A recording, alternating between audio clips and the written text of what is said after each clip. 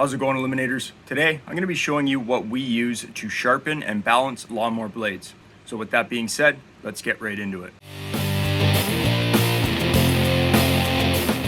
So in front of me today, I have a lift blade off of just a regular push mower. This is pretty much a standard lawnmower blade that you're gonna see on a lot of lawnmowers these days. Now, if you're not familiar with a channel called Project Farm, you guys definitely wanna check it out. He has a whole bunch of videos on a variety of things, but he recently posted a video on a bunch of different products that help a person sharpen a blade. And today I just wanted to go over what we personally use. So without wasting too much time, this is what I use right here to sharpen lawnmower blades. I have your basic 4.5-inch angle grinder here, and I just have some cheap Amazon Nico premium zirconia flap discs. These are 80 grit flap discs. So essentially what a flap disc is a bunch of sandpaper in flaps that are kind of cut out and they're laid together like this, but these work exceptionally well for sharpening the cutting edge of a lawnmower blade. So similar to a knife, this cutting edge of your lawnmower blade will eventually get dull as you're cutting grass, and you will have to sharpen it similar to a knife to keep a nice sharp edge so that you get a nice clean cut on your lawn. And from what I've seen over the years of doing small engine repair, the condition of a blade will generally depend on the area in which my customer lives in and the soil type that they're going to be cutting. So if someone lives closer to a beach and there's a lot of sand, that sand basically sandblasts that blade. If you live in an area with a lot of stones, you're probably going to get some chipping like you see here, where you're hitting hard rocks and it's deforming that metal. So if you're sharpening your blades, you're ideally going to want to get rid of those divots in that cutting edge right there so that we can get down to straight metal and have a nice clean cutting edge. Other times though, my customers hit something, as you guys can see here, and if you have a blade like that, you're gonna have to change it. These are hardened steel, so it's not like you're gonna go and straighten it out and reuse it. If you have something like this, or even something that has a slight angle on it, go ahead and just replace the blade. And while talking about replacing a blade, if you do end up having a blade that you've sharpened over the years many times, and you notice that your blade doesn't have a straight edge anymore, it kind of goes back and you've lost a lot of material, go ahead and replace it, because the thinner the blade gets, the weaker it's going to get. Now, in order to sharpen my blades, I usually put them in my vise and I try to get them as flat as possible. Ideally, you want to be anywhere from 30 to 45 degrees for your cutting edge. You really don't have to worry too much about getting a perfect angle, but you want to follow the contour of the blade that the manufacturer put into it as closely as possible.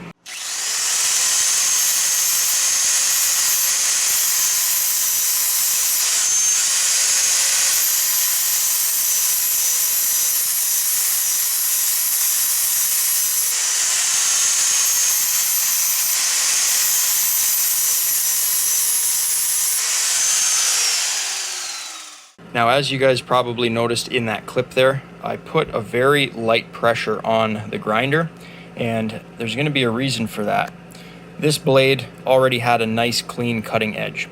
So we have to remember that the better your cutting edge, the less material you're trying to take off. So we're not trying to remove a whole bunch of material if we don't have to. So just keep in mind that as much as possible, you're trying to follow the contour that the manufacturer put on that blade. In the case of this blade here that had all of the nicks out of it, I actually pulled that out of my scrap bin because it does have a slight bend on this side, which is why it was in my scrap bin. We just went ahead and replaced it.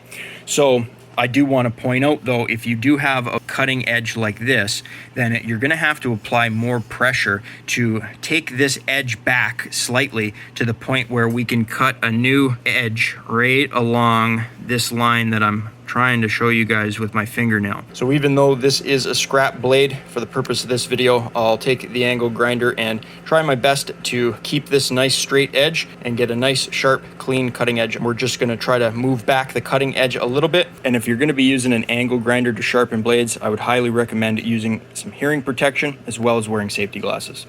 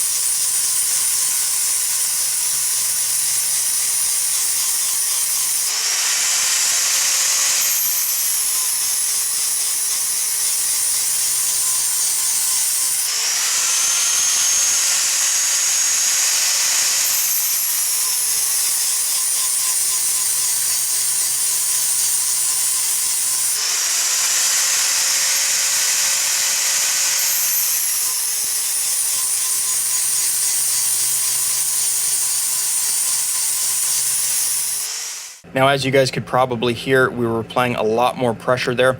Again, we were trying to get rid of those divots and stone chips in the cutting edge of the blade. So again, we're just moving that cutting edge back into nice, clean, straight metal. So we now have a straight cutting edge. As you can see, it's fairly straight.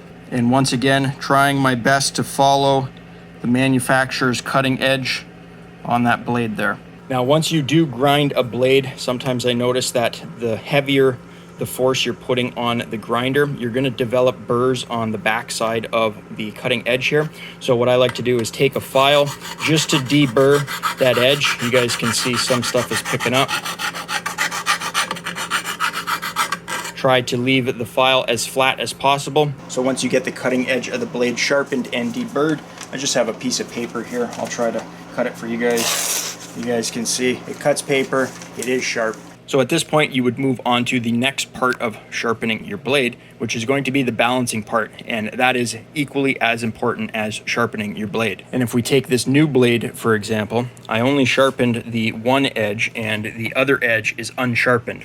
So if I were to balance this blade should dip down on the left side because it's going to be heavier. There's going to be more material on this side and less material on that side. Now, when I first started out doing small engine repair, I used this right here to balance my blades.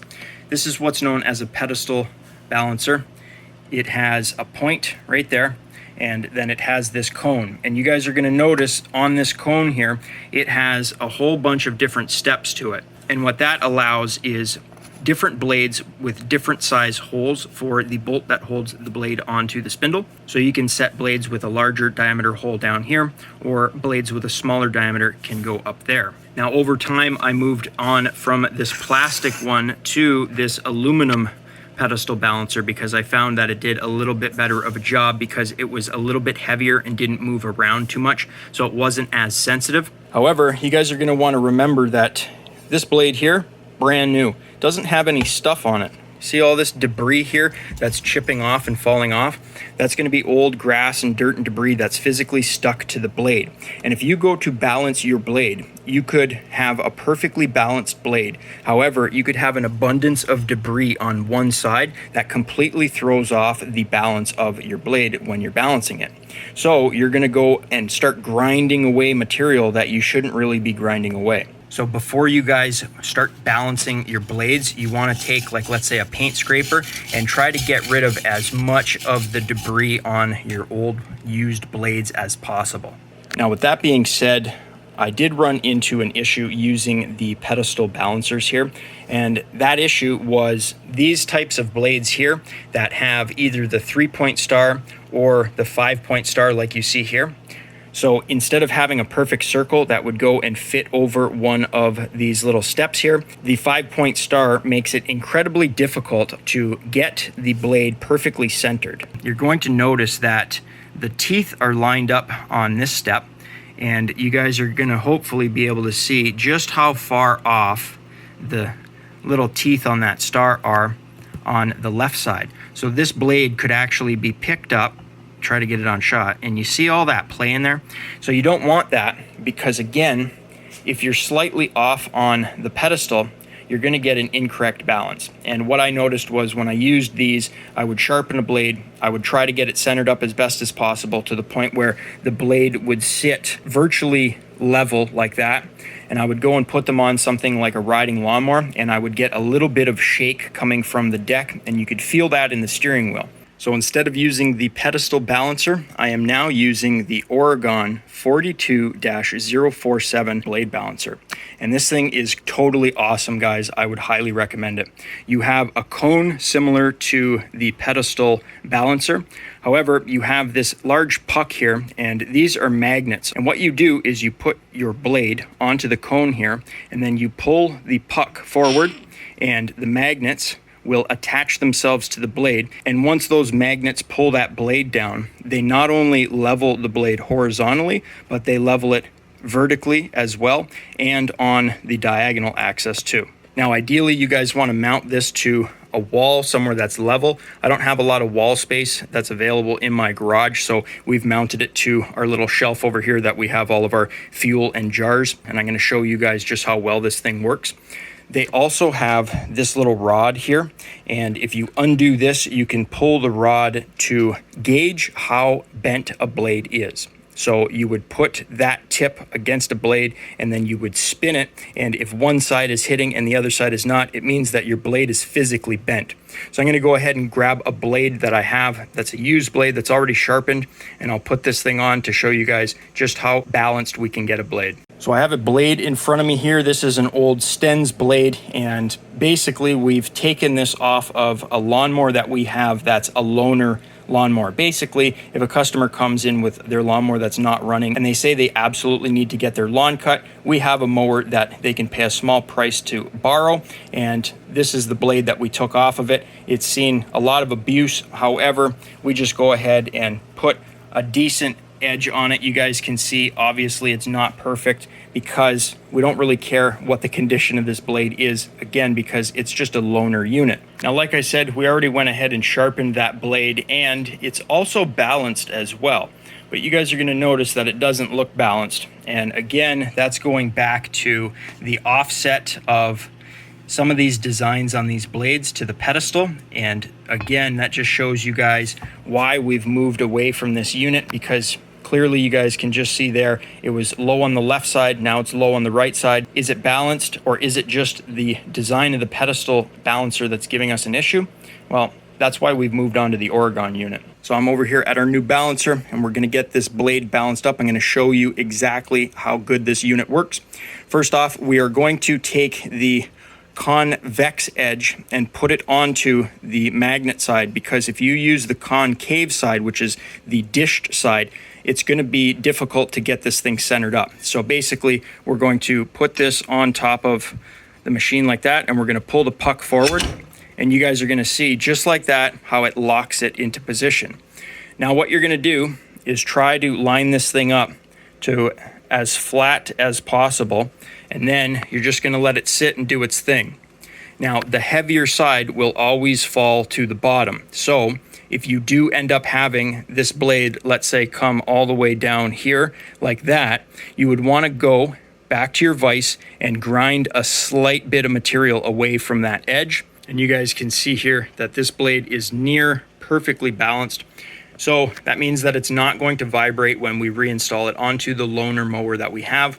Again, quick sharpen, sharp enough blade to cut some grass. I know this blade's going to get beat up because my customers are rough on their equipment, and that's just part of the business. And then when it comes time for you to remove the blade, you're just going to grab a hold of it, pull it off like that. This has a stopper on it that only allows it to come out that far. You can then push it back and get ready to balance another blade. It's as quick and simple as that. But just to show you guys, if you do spend enough time messing around with the centering of that blade, you can get it to the point where it will balance and it will level itself out.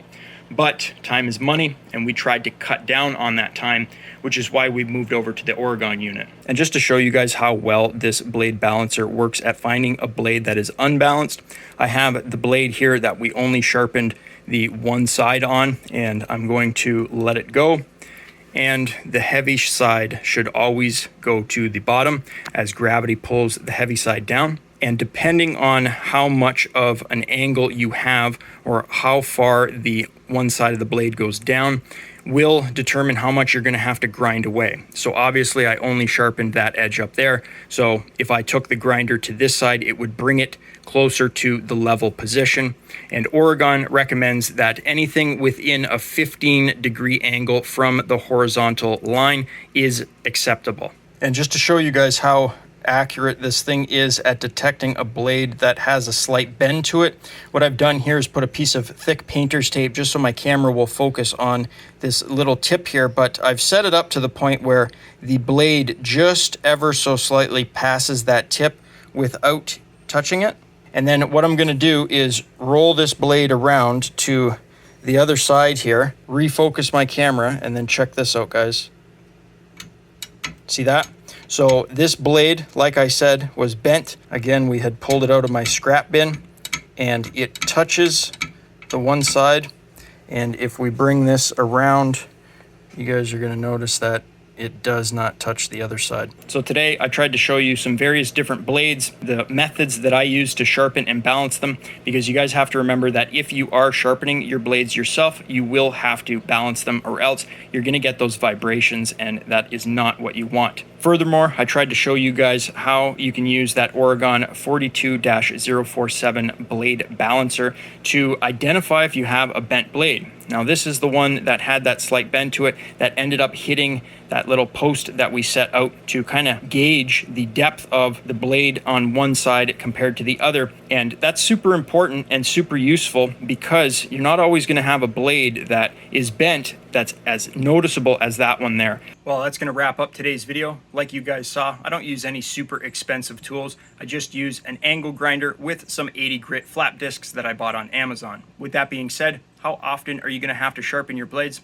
Well, for the most part, when my customers bring their equipment into me in the springtime for a beginning of the season tune-up, or in the fall time for an end of the season tune-up, I generally sharpen their blades at that time, and it's generally done once a season for residential use. However, if you're using your equipment for commercial purposes, you're using something like a zero-turn lawnmower to cut grass for a landscaping company that's running that piece of equipment for like 6 to 8 hours a day, you're going to have to sharpen your blades more frequently, just like you would have to change your oil. So just try to keep that in mind. And like I said, you don't really have to focus too much on that perfect cutting angle. Anything within 30 to 45 degrees is generally acceptable. And if you're using that Oregon blade balancer, anything within 15 degrees of level is acceptable. With that being said, if you guys enjoyed today's video, think about leaving me a thumbs up. You know, it really helps me out. You can click here to subscribe and click over here to watch one of my previous videos. I upload every single week, so be sure to stop by next week, check channel out for new content. And as always, guys, thanks for watching.